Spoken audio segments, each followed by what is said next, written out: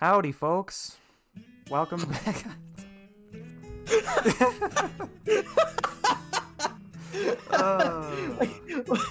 When you said you had a bad intro, I didn't realize you were gonna go howdy. Howdy, folks. Welcome back to Along for the Ride. Why are we in the South all of a sudden? Alright. Alright. Welcome This has back. nothing to do with what we're gonna talk about. No, it doesn't. I just wanted to do this. So howdy, folks. Welcome back to Along for the Ride. We're here to talk about streaming services and their impact on the preservation of media. And I'm going to go ahead and let Diego talk now.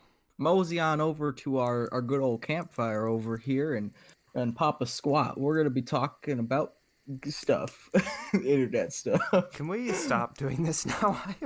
You have started a bit. I know. And it's funny, and I want to continue. No, it, but please it has stop, nothing to do with what. please. It has nothing to do with what we're going to talk about Why? today. Please stop.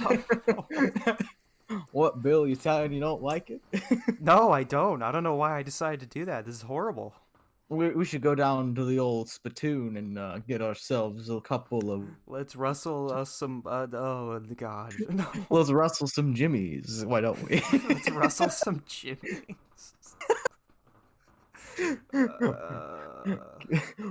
Good old cowboys on the open plain. You go on down to Pa's house now. Go down to Uncle Jimmy. He'll give you a nickel to go get yourself a soda pop. Oh my God. I like my favorite is sarsaparilla. Ask the bartender; he'll get you a 5. Give me some sarsaparilla there, bartender. Have you ever had sarsaparilla? I haven't, no. Sarsaparilla is just like sweeter root beer. It's really good, and I don't even like root beer. You don't like root beer? I'm not a fan of root beer. What? Sarsaparilla is good though. I recommend it. Why don't you like root beer? What the heck's going on here? I don't know. I've never cared for it. What? Come on, man. I mean, like, all of like, I don't know, man. I don't care for it. I don't care for cola either. And if people are like, what the heck? Whoa. Everyone just calm down here, Diego. It's just you. I know. You cannot be saying that round here. Or round these parts there, partner. All right, well, name a soda and I'll tell you if I like it or not. 'Cause, like, do you like here Mountain Dew? I do like Mountain Dew. I am a gamer. I think it's in my it's in my blood. I have to like the drink. Gamers, you like Mountain Dew? Yeah. I don't like. I the only reason I really drink Mountain Dew is for the caffeine because I don't like coffee. Honestly, same. I don't like coffee. I mean, like, I'll drink coffee every once in a while, but I don't really like it. I might go. I got a coupon for a free coffee, and I'm like, maybe I'll use this just to see if I. It's been a couple years, and maybe I like coffee now, or maybe it's a thing I can just build up something to. So I'll probably go. I'll probably get a free coffee, and I'll put like 1,000,000 sugars in it, so I know, it yeah. doesn't taste bad. That's the thing. Is that, like, I don't like just like black coffee because it's super bitter, and then I don't like the super sweet coffee either because it's too sweet. So it's like, That's usually me. Like, I just don't like my sister will get like, she'll go to Starbucks and she'll get like chocolate chip cookie dough frappuccino or like whatever. I don't know what she actually gets, and she'll be like, "Diego, you'll like it." And I'll be like, "Okay." Not only is it like super sweet, but I can still taste the really bitter coffee through it. So it's really bad on both ends. If you're gonna have that much sugar, just eat like a cake or something, man. Like, why are you drinking that? Like, what? For the caffeine, so that you can go fast in 2 different ways. You can be. Usually, whenever I'm at like a Starbucks, I'll get like a frappuccino because that's usually pretty good, like a vanilla bean or something. I hate Starbucks with the passion. I don't go there often. I usually just go with friends, and when I go there, I'll go get like the vanilla bean frappuccino with like berries in it. Do you want to know what I get when I go to Starbucks, Diego? What's that? I buy a brownie. To be fair, the pastries are very good at Starbucks. Like, the cake pops are super good. They're expensive, but they're very good. I know. I'm like, well, I'm not gonna get coffee, so I might as well waste my money on a brownie. That'll be great. Yeah. Yeah. Or you'll get like the breakfast sandwich or like whatever. I don't know. I think it's funny because I'll go in and I'll ask the barista for the Pokemon Go Frappuccino because Pokemon Go has some promotion that they're doing with Starbucks all the time. Where you can ask the barista for a Pokemon Go Frappuccino, and if they know the recipe, they'll make it for you. But almost nobody knows how to make this thing. Why does Pokemon Go have these weird like adverts? Because wasn't that you that told me? I think that was actually in an episode. Katy Perry was gonna be partnering with like Pokemon or something like that. Or no. Yes. Yeah. This is just the Pokemon company in general, and yeah, it was Katy Perry. Apparently, we still don't know what that means, by the way, as of yet. It's as far as we know, it sounds like the Pokemon company is just working with a whole bunch of singers to make like an album to celebrate the 25th anniversary. Why? Why? Because it's the 25th anniversary and they want to do something special. But I don't think Pokemon. I feel as though I'm saying that wrong. You're not safe. I'm not safe. You're saying not it safe. wrong. Everyone's gonna jump down my throat now. I'm not saying it wrong. I mean, to be fair, does anybody say it right? I don't think they do. What do you? Okay, like how do? So it's just like Pokemon, right? That's it. Technically, the like E with like the accent is like an A sound, like in Pokemon. fiance or resume. So it's Pokemon, but I don't think anybody actually pronounces it that way. All right, I've always Pokemon with like a hard E syllable in the middle. I'm gonna refer to it as Pokemon now. So just put just put like Fonzie right in the middle and just be like Pokemon. What the? What is wrong with us? What's going on? Yeah. Yeah. Wait. Okay. So wait. How did we get? Wait. What's happening? I'm so confused. It's fine. It's all good. We went from us going down to the old spittoon to sarsaparilla to drinks that we don't like to Pokemon Go because Pokemon Go has a drink at Starbucks. And now we're here, and I'm wondering. That's the timeline of events that have happened in like the last like 15 minutes. And I'm wondering why I haven't killed myself already. It's because we're having such an enlightening conversation about drinks, things that matter, things that matter, things that matter. Yes. Okay. Anyway. Dude, should we get to the topic for today? I know, yeah. Like literally, like we've been recording for almost 10 minutes now, and we haven't said anything about our freaking topic. I mean, we did mention that we did mention the topic. We were going off a bit, and we just kept going. And then like it just turned into not even a bit. It just turned into an actual conversation. This is all just the intro. This is all just the intro. This is okay. I wanted to talk about like video game and actually no, not even just video game, like media preservation. So Bill's like a really big movie buff. I'm like a really big video game buff, and so like collecting like the physical media is such a big like part of enjoying the media. I don't know if it mattered. I don't know for Bill, for you. Why do you specifically collect like DVDs? I really collect like Blu-rays and 4Ks mainly because I just like to have movies that I love for like an actual physical copy, just because I don't really want to be like at the mercy of all these like streaming services where like I need to rely on them to watch all of my, my favorite content and stuff, because once you own it on like a physical media, then you own it like forever. Like there's no going back on that. But like if you have like a favorite movie or like a favorite TV show that's on Netflix or on Amazon, and then they remove that show, then you're kind of screwed then. Like there's really nothing that you can do about that. So by having like a physical copy, then you yourself own it, and there's like nothing that people can do to take that away from you, I would say. Yeah, I think that's like the big reason I collect video games is for a lot of the same reasons. It's just because I like having like this sense of like I actually physically own this. They can't like remove it from my Steam library or whatever. Like I love, and I also love, especially with video games, the collector collector's editions are kind of lame, but like I love seeing like the box art and like if there's a manual and how much like I love seeing that, like the disc art, if there's any like art on the inside case, like all of that kind of stuff. I love seeing it. Yeah, me too. Like that is another reason why I like to collect movies as well. I just like looking at some of the really cool art. Like I do have some special editions. I do have some, but not a lot. But like even the stuff that isn't in a special edition, like some of the artwork is still just very cool to look at. It's really well designed, and I just like to look at it, you know? So, okay, so I gotta ask, because I think this is always the one, like, collector question, but, like, what is the most expensive piece in your collection, would you say? I don't even collect anything that's super like expensive, really. Well, I guess Just get what you like. yeah, I get what I like, and I guess this one thing that used to be super valuable was I have like an older version of a Blu-ray collection of all of the Friday the 13th movies. There's 12 movies. Basically, Wait, there's 12 of them? Yeah, there's okay. Yeah, there's 12 of them. All right.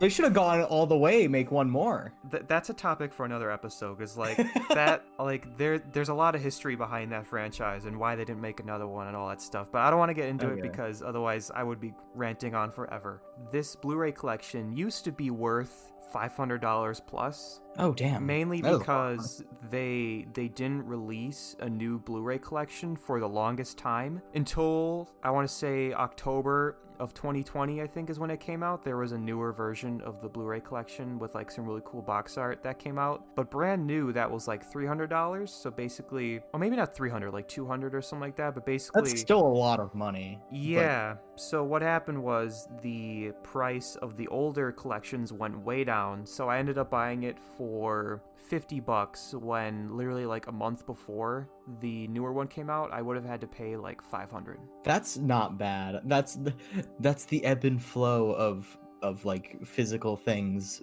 coming into reprint or whatever. I know, I'm like, yes, buy low, sell high, baby.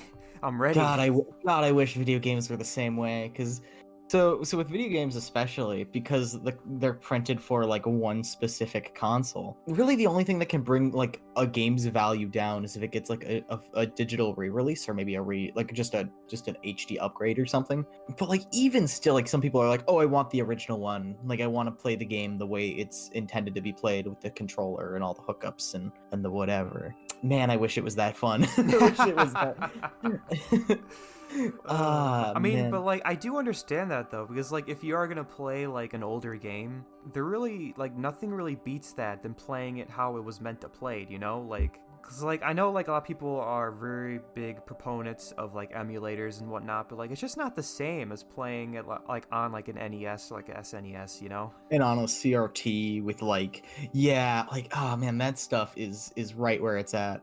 A lot of it also, like a lot of price stuff, especially for video games, also just happens to fluctuate with like people's nostalgia for said games. GameCube stuff a couple years ago, nobody really cared because like it's whatever. But now that it's like, I want to say almost exactly 18 or 19 years old at this point, people are getting really nostalgic for the GameCube, and so now all of those games are like shooting up in value. So much fun. Just Yeah, so much fun. like it's definitely the same thing with movies. Like basically, I think it was about 2 weeks ago now. This really popular YouTube channel called Red Letter Media. They uploaded a kind of like a rewatch, like a review. This movie from 1988 called The Blob. It's like a B movie, well, not maybe not B movie, but you know, it's like a horror movie. Basically, because of that review, I saw something on Twitter. This user added Red Letter Media, and it was a screenshot of Amazon of a Blu-ray of The Blob, and like it just skyrocketed in sales, and so it was the #1 bestseller on Amazon. Yo, dude, imagine getting that kind of word of mouth and then like for a new movie. New movies aren't that good anymore, so yeah. I mean, there's a couple good movies every now and then. Every now and then, yeah, but honestly, I would say that the 80s was the glory days, but we're not going to get into that. That's another topic again. That Another could be topic. a topic for another day. Yeah. Put another pin in it. We'll get to it at some point. Yeah. It's so upsetting. So a lot of like physical media is starting to like evaporate away, because you can see it with like Xbox and PlayStation, because they already have like models of their console that just straight up don't accept discs, which is really scary for people like me who like collect these kinds of things. Yeah, it's weird. Like I know, I mean, for me personally, in regards to like video games, I don't really care about the the physical copies. But obviously, like people like you do, and it's like, Yeah. and it's the same thing with movies too, because of like Amazon, Netflix, Hulu, Disney Plus. Like a lot of people don't really give a shit anymore about these physical copies, and it's like I don't like I like this because I don't want to have to buy like 5 streaming services so I can get all of my favorite movies, you know? Especially with a lot of like those streaming platforms are now also producing their own content. Like Disney Plus has like The Mandalorian, and it's like, oh, if that came out on like a physical DVD, that would be hype. But it also would destroy the purpose of actually owning or like paying for Disney Plus for like that one show. Some real, like very few really popular movies that were originally streaming only did get releases. Like The Irishman got a Blu-ray release from a company because it was so popular and it was a big one at the Oscars, and so they had actual physical release of it. Other than that, yeah, like I mean, even if like a movie is popular on Netflix or Amazon, I mean, it's only going to stay on there because even if enough people want it to go on physical media, that still costs Amazon or Netflix money to print it and stuff. So I mean, why would they do that when people can just pay for their service to watch it on there? So luckily on the video game side of things for this kind of stuff, there's like a handful of small companies that will like obtain the license for a video game and then release it physically, usually in like really limited quantities, and it's always like collector's stuff, and it's usually just for like small indie games. Like I have the physical collector's edition of Death Road to Canada, a game that probably will never actually come physical again. But this was like a thing that was produced. I want to say they made 1,500 copies for both Switch and PS4. Oh, that's cool. And it came with like, and that came with like the soundtrack, and it came with like a manual, and it came with some other stuff. It was cool.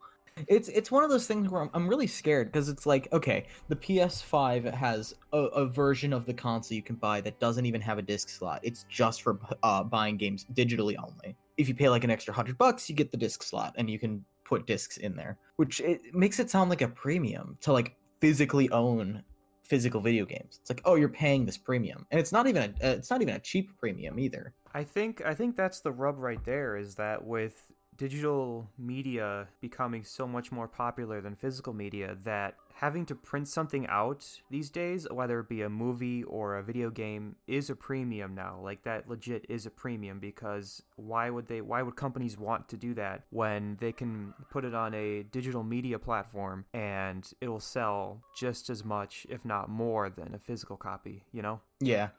I think it's for companies. There's more of an incentive to make it so that the consumer has no control over like the digital software. You give a physical copy, and like that copy is now forever theirs, and you can no longer control it.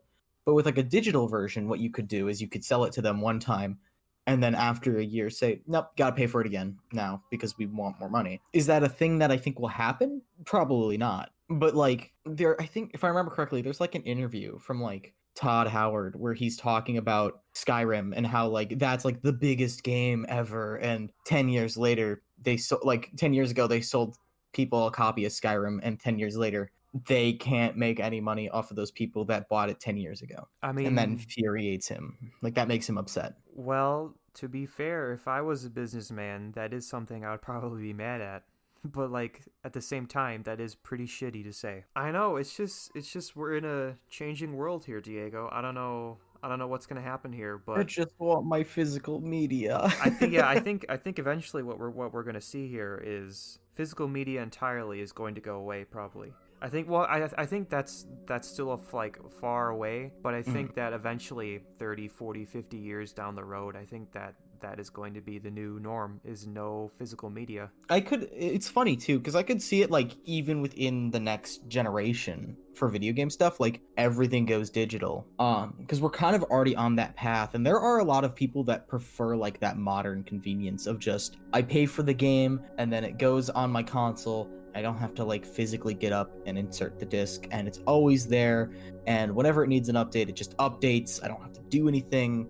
Like there is like some kind of like, oh, I love the convenience of this thing, but I hate the idea of like physical media just goes away forever and we never actually own anything for any. Like the company is selling us like permission to play a video game or to watch a movie. We no longer actually control that movie. It's never actually ours anymore. That is one thing I did kind of want to mention. Thank you for bringing that up before. Was we have been, ragging on digital media and whatnot, but one thing I will say is that digital media, like you said, is a lot more convenient for people. I think that's the main reason why it's so popular, like you said, is because it's just so much easier to just hop on your couch and then just turn on your TV if you have a smart TV, and then you can just go on Netflix or Amazon from there. Or if you have like a Roku, you just have to grab your Roku remote and just, turn it on, and then you don't have to log in or anything. You can literally just pop on a show within 10 seconds and then you're good to go. You don't have to do anything else. But Netflix even has like a new button where it just will randomly pick you a show that it thinks you'd like, which I think is so funny. I didn't know that because I don't use Netflix that often. But I'm like, oh, that's kind of cool. I know a lot of people just use it for like background noise or whatever. yeah, like I just recently started using Netflix again, and I would just like load it up, and I'm like, this is pretty cool. Like, not gonna lie, like this is actually kind of neat, because like if I don't know what I want to watch, I can just hit the shuffle button, and then if it's something that looks interesting, I'll just watch it. So the scariest part, I think, about digital media, I think we did touch on this before, but is like the idea of like, oh, if that streaming platform goes down and there's no physical copies of that game, it just no longer actually exists, huh? And that's happened already with some digital media, which is scary on like the video game side of things. That is something that, yeah, I did mention that a little bit before, but you are right. It's like if something happens where either your service that you're using is going bankrupt, which can happen easily because there's so many of them now, or like I think I mentioned this before. I think this is the example I used, where like your like favorite movie, your favorite show is suddenly taken off of your service, then yeah, like you're basically kind of screwed. Like there's nothing you can really do, especially with physical media going out. There's a chance that you're not even going to be able to get like a physical copy of it. So I mean, if it goes away, then it's just gone permanently. Like there's nothing you can really do about that. That's already happened with the Wii Shop or the Wii channel, the Wii Shop channel, because like a handful of years ago, like that distribution service just went down because they were like, we don't want to support it anymore. It's not making us enough money. But there were a lot of games that were developed, like both first and third party, that were exclusive to WiiWare that you can no longer get anymore because physical media, like, so the Wii Shop went down a handful of years ago, and there was a lot of games that like Nintendo said, we don't really want to support it anymore. We're not really making any money off of it. We'll just take it down. They gave us obviously like a date, and they're like, hey, this is the last day that this Wii Shop channel will be up. And then on that day, it all went down. You can't buy any more games, you can't whatever. But like there are a lot of like first and third and second party titles that were all developed like specifically for WiiWare that you can no longer get just because no longer does anybody have the ability to play it. The only way to actually play any of those games is through like emulation or homebrewing your Wii and then downloading the software from like a third party source that isn't affiliated with Nintendo at all. I guess like it makes sense from a business standpoint. Like if a product is not making you money anymore, then you shouldn't support it anymore. But at the same time, that's just sad to hear, It's like, so there was a game that came out on like the Xbox Live Arcade like I think 10 years ago now, for like the longest time, called Scott Pilgrim versus the World, the video game. Have you heard of Scott Pilgrim? yes, you know what I'm talking about? I own that movie. I love that movie. That's a really good It's a movie. good movie. We can talk about that. That can be another topic for another day. We but, should, yeah. So for the movie, there was a tie-in game that they made that's like a side-scrolling beat 'em up, and it was like it's really good. The problem is that it was only digital, so you could only get this game digitally for about 5 years. Maybe you could not get this game. It wasn't until like recently, like earlier last year, they said, hey, we're gonna re-release it for the 10th anniversary, and now you can get it digitally again. But the thing I'm scared about always is like, hey, if the company that's re-releasing the game loses the license again, that game can just straight up go away and it won't come back. And people are already begging, like, please make a physical copy so that this game won't be just lost to the sands of time like it was the first time. The one I'm most scared about right now is, so the 3DS itself has been I think they just discontinued like making the actual physical game, like physical games and consoles. So they finished that. It's like 4 years after or 3 years after the Switches actually came out, almost four now. I don't think so. Nintendo's not really supporting the Switch or the 3DS. I mean, when that shop goes down, I'm gonna be so sad because there's a lot of games that they've put specifically on 3DS that have been like archived, and I'm gonna probably drop like hundreds of dollars like the month leading up to that shop's closure just to try and get everything that I can't get anywhere else. Man, hundreds of dollars? Yes, Nintendo published a lot of first-party software that was specific for the 3DS eShop. Okay. I mean, obviously you won't get any more like updates for those games once the shop goes down. But like once you own them though, you'll own them even though the shop is down, right? Yeah, so it's not like the games are tied to the shop, which is nice. All right. Well, at least like once you own them, you own them. So that's good. Mhm. Oh, but once that shop's down, you can no longer legally obtain these games. Well, that's why we have pirating. I'm not legally, I want to say that I don't advocate pirating, but if you want to pirate, I can't stop you.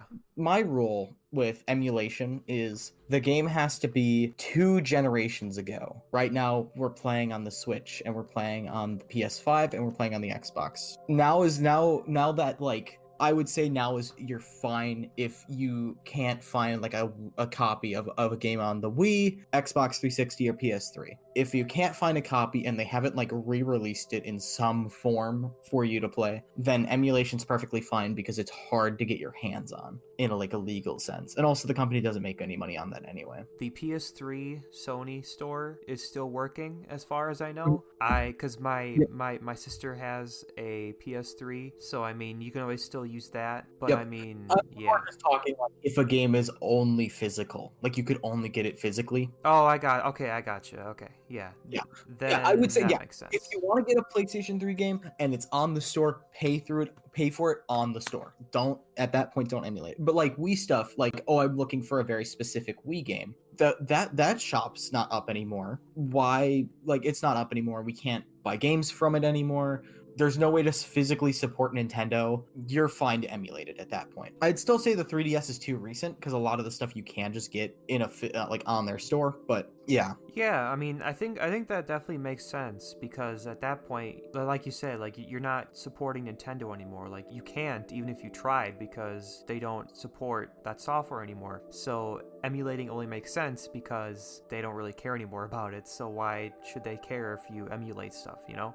now if they re-release it, I don't think you should emulate it. Like Super Mario Brothers has been a game that they keep re-releasing on every one of their consoles, and I would say there are ways like legal channel ways that you can actually buy that game from Nintendo to play on your systems. If only your logic applied to movies, because honestly, Oh. you can find a movie pretty much anywhere without pirating it, as long as you are willing to pay money. So Nintendo especially, I think, is very bad about re-releasing a lot of their older games. This is gonna tie directly into one of our topics because it was the other topic I wanted to pull up. Nintendo's like really bad about re-releasing older legacy content. Specifically, recently they re-released their 3D Mario games. You have Mario 64 on the Nintendo 64, Super Mario Sunshine on GameCube, and Super Mario Galaxy on Wii. And they're like, hey, we're doing this big 35th anniversary, and they're like, all right, we're gonna re-release these 3 games physically and digitally for I want to say about 6 months. They announced it back in like September, and they said, well, we're only gonna make it available until March. So you only have until March 31st to get this game, both physically and digitally. And then as soon as that day hits, no more Mario. They're just taking it away. That's absolutely horrible. Like, why? Nobody knows, and it's the worst call they've ever made. That was a reference to episode 0 where we talked about Nintendo for a little bit. But they really are just a horrible company. Even from like a business standpoint, I don't see how that makes any sense. I guess like by having it be limited, then you're going to drive up sales temporarily. Oh, you don't understand. This game has sold incredibly well because I think it's probably because of that fear of missing out. You just can't do these kinds of things, especially with physical media. It makes because then as soon as it goes out of print, you know that like everybody, like all the scalpers online who like bought up hundreds of copies of this game just to resell it once it went out of print are gonna like emerge. that's capitalism, I guess. I Terrible. know. It's so terrible. It probably doesn't even help the fact that like Nintendo's fiscal year ends in March. Oh, got it. Well, I mean that we know exactly why Nintendo's doing this now. So it's not only this collection that's going away. There is a they also made like a battle royale version of Super Mario Brothers. That's only available until the 31st. That game is hard, like it's a free game. So it kind of makes sense, and it's also completely online. But I don't get why they're taking it away. Like it's a really fun game. I don't get why they had to limit that one as well. Nintendo, for the 30th anniversary of the series Fire Emblem, localized the first game that never actually came here to the States. But that one's also available until the 31st of March, which is more infuriating because not only is that digital only, you can only get that game digitally, it's also limited, and it's also a thing you can't get after it goes away. I really don't understand why they feel the need to remove things from the digital store because it's not really costing Nintendo anything to have them on a digital store, you know? It literally doesn't make any sense. Exactly. Like physical copies I can kind of get, like, oh, there's like you physically have to print the game and there's money associated, but like digital copies, there's no cost. So why take it away? That is a great question. A great The, question. the only reason I can think, and it's not a good reason, but it's the only reason I can think of, is Nintendo at some point wants to like re-release these games as a part of their like paid online service. That's still not good. Whether you're a video game collector or a movie collector, I think we are the people that are going to keep physical media alive because a lot of people, like normal people, probably wouldn't even care that something is being taken off like a store or isn't being printed anymore. But as long as there's like a decent amount of people that are collecting physical media and that want physical media and are kind of rejecting like digital media, I think that is what is going to keep the physical media movement alive. An example of that are like fan films or anything like that that are on streaming like YouTube or something like that. If they're popular enough, a lot of them are getting Blu-ray releases. Like there's a couple of Friday the 13th fan films that are really good. They have a really good production and a lot of people like them. So the team that made them released a Blu-ray of them so people can go out and buy it, which I think that's great. That's actually really cool. That reminds me of like the limited run video games that we have. Hey, if you want a physical copy, there are people that are out there that want that kind of stuff. Like, yeah, there's like smaller game publishing companies that'll publish physical media for like indie games especially. Yeah, and I think that is what physical media is going to end up, or it's going to end up in the hands of smaller companies that want to produce physical media for a certain audience. But I think that producing physical media for the general populace is probably going to go away very soon. So we haven't talked about music like at all. But and that's probably just because there's so many ways to like obtain music and listen to it. You can and like the easiest way is like obviously through things like Spotify or like the radio or whatever. There's a lot of ways to do it, but like the big thing that's come back recently is like physical records, which is like outdated media, but people really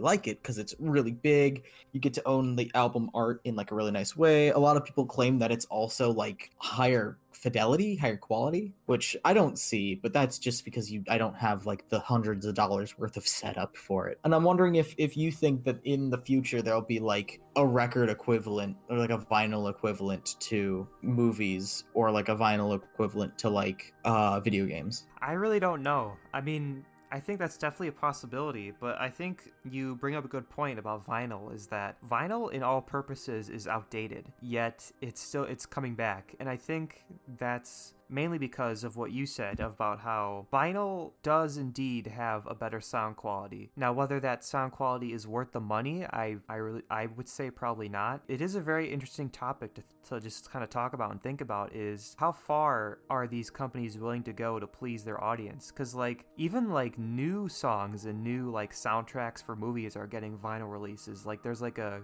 vinyl release of Joker soundtrack, I think, and it's it's weird. It's like I don't know why people would do that, but I mean, if there's an audience for it, then I think it'll thrive then. One of my most recent purchases was like I bought a vinyl of like a video game soundtrack, but it wasn't like the straight soundtrack. It was like piano covers of the soundtrack. And it also happened to be like the record. It was two records and it came like it came like together, and in between the two records is like an art book. If anybody's wondering, it's for the game Hollow Knight, which has just some of the most like background ambient kind of music and I love it so much. Have you heard of Hollow Knight? It sounds familiar, but I honestly have no idea what it's about. I'm assuming it's about a knight. Kind of. I'll have you play it at some point. Right. All right. Sounds good. There's a very definite audience for this kind of stuff. I think my favorite part about records is like when, especially with because it's like plastic, people will print like cool designs like in the actual plastic itself. You can make it all different colors or like a mix of colors. My specific vinyl that I got was like black with like clear plastic, so it looked like it was all like shattered, which was awesome looking. Just to generalize what you said, I think that's the main one of the main reasons, I think we kind of talked about this earlier, but I think that's one of the main reasons why physical media has thrived so much, is that with physical media there's more creativity in the design of covers or discs or things like that, where you buy digital media you don't get anything. You just get like the software and that's it. But with physical media, you can buy stuff with the case, and the case can be creative if you want it to be. And I think it's just like an opportunity for people who want to be creative with their designs that can be creative. You can tell like a company really loves their game or what they've made when like you get a case and it's got like really pretty inside art, and like the cartridge or like the disc has a really good design and they really thought about it. I'm trying to think of like a good example. I guess Persona 5 Royal has like really pretty like steelbook cases that you can get. If I were to try and give an example for movies of that, I would say the company Shout Factory, they re-release a lot of older movies on Blu-ray, and all of their covers, every single one of them has custom artwork on it, and it's so pretty. Hell yeah. Dude, I love custom artwork. It makes me so happy. Yeah, like, and a lot of them have like signature from the artist who did it, and it's really cool. It's really nice to see that a company cares about that stuff. Man, I'm gonna be like really sad the day that a lot of like physical media starts going away, because we're kind of already in like that very gradual downhill, and I have a feeling that it's just gonna snowball as soon as the companies can, because like physical media for them is just a loss in money, whereas it directly hurts consumers if there's not a physical way to obtain these games. But man, oh man. I think the hardest part, especially with like with video game stuff, is a lot of older systems would come in like a cardboard box, and a lot of people just got rid of those. So getting the original cardboard box for so many older games is like either you're shelling out literally hundreds of dollars, or is just incredibly hard to find in good shape. Well, I mean, to be fair, I don't think these people were thinking about the value of a video game later down the road. It's upsetting too, because there was no like, now that we have like plastic cases, I think a lot of people just keep those, or they sell them, or like whatever, because it's a plastic case, so it feels more substantial. But with like a cardboard box, it's just it's cardboard, just get rid of it. Yeah, and especially with the transition from cartridges to discs, where you don't really need to keep the cartridge in anything for video games, but for a disc, you don't want the disc to scratch, so you kind of have to keep it in something. So you're kind of forced to keep the case, but with a cartridge, you don't really need anything for that. So I'm guessing that's probably why a lot of people threw away the cardboard. I'm so happy that the DS specifically had plastic cases for all of their stuff. It just makes DS collecting such a blast, because you can get like the case and the manual and all that fun stuff. And it's but like everything before that from Nintendo was all cardboard boxes, and now those boxes are like impossible to find, or are just very expensive. I wanted to end off just by asking you, what are your plans for adding to your collection? Like, what do you want to add to your collection? So for me, I just finished like collecting all of like the Pokemon Mystery Dungeon games, like physically with the box. I think I'm missing one manual, but that's not a big concern. I think for me, I really like the DS. The DS is no joke. the DS and the 3DS are like no joke some of my favorite consoles of all time, and the games that are on it are so specific to that hardware that it like makes playing them a treat. So I probably will just start working on like getting more of the DS stuff. And a lot of those games too now are kind of entering like that sweet spot of like kind of expensive but not in crazy impossible to obtain. I don't think I'll ever get like the entirety of the DS library because that's literally like 1,000 games. At some point I think it'd be fun to like and this is probably a project for more when I actually move out of my parents' place, because I want to actually display like all of like the physical boxes on a shelf. I don't have a space in my house to do that right now, but they're the games I love, and it's like I'd love to own, just start like building up, like get all of the DS games that I ever wanted and put them on a shelf. That's what I really want. That's pretty cool, I would say. For me, one of my favorite movie directors is John Carpenter. He does a lot of, well, he doesn't direct anymore, but he did a lot of really kind of like cult classic, like 80s movies that I enjoy. And basically, I want to try and own all of his movies on Blu-ray. So I've been working on that. I want to say probably about half of them, but I definitely want to try and work on most of them. Like you know the movie Halloween, right? Like the one from like 1978. Yeah. Like he directed that. He directed. Okay. Do you know The Thing? Yes, I do. I don't think I've ever seen these movies, but I know what they are. Oh, we need to watch The Thing together. That's one of my favorite movies of all time. But anyway, I own that. I mean, I own a lot of his movies, but I definitely want to. I need to watch them first because I don't know if I'll like them. But I've liked all of his movies so far, but I definitely want to watch them before I buy them. But eventually, I do want to buy all of his movies on Blu-ray, so that's what I'm probably going to start working on soon. Definitely, like, yeah, I usually will work in a series that I like a lot of the time. For me, for like collecting stuff, I only really get the stuff I actually want to play. I don't just like I don't purposefully try to fill my collection with just garbage. Every now and then I will just be given like somebody that I know is like, oh, I've been doing some cleaning and I found a whole bunch of old DS games. Do you want them? Yes or no? I'm not gonna say no because that's kind of hype. But like I'm not intentionally like going out of my way to buy games that I know I don't want. I mean, yeah, like I would never buy a movie that I know I don't like. Like I don't know why I would ever do that, you know? Yeah.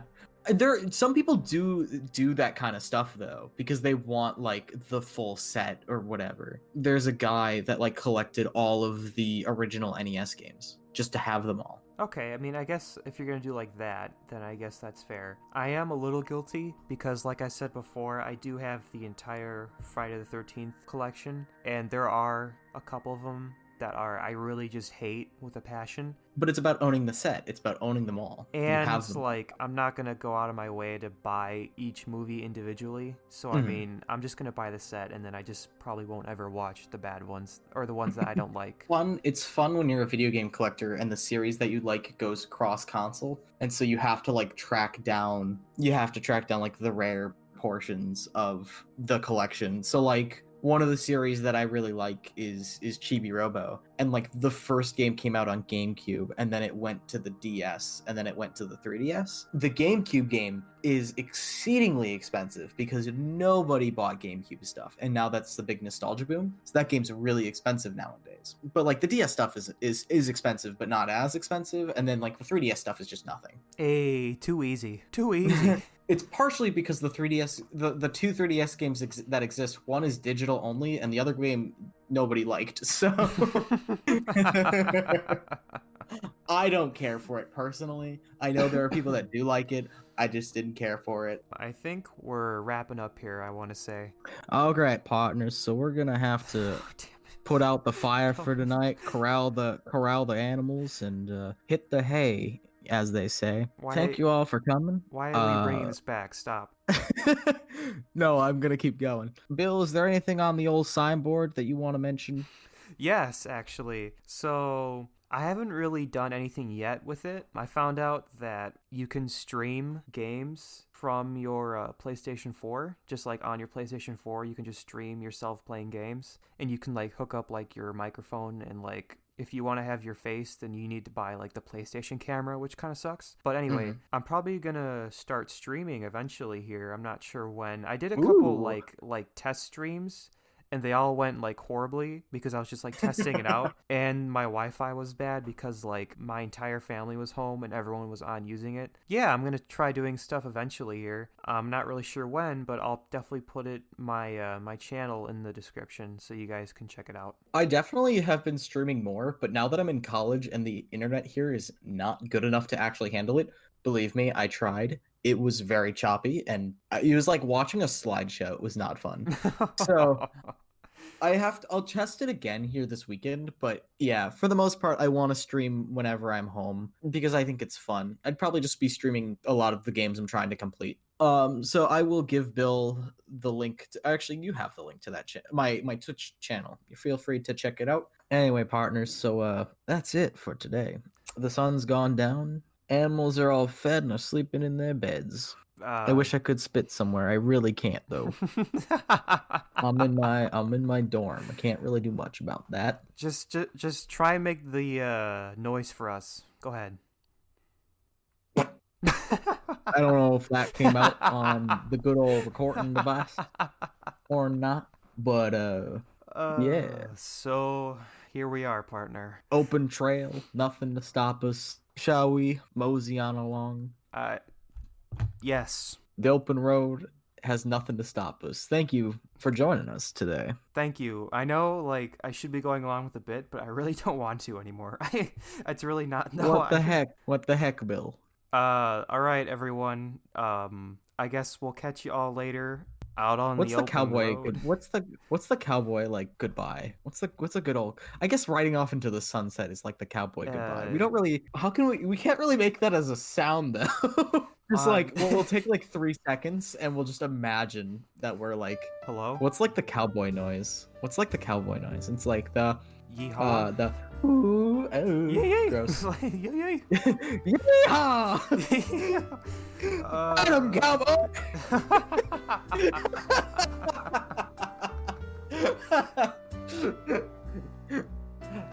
Well, I gotta go talk to the old sheriff about all the burglars. We gotta go.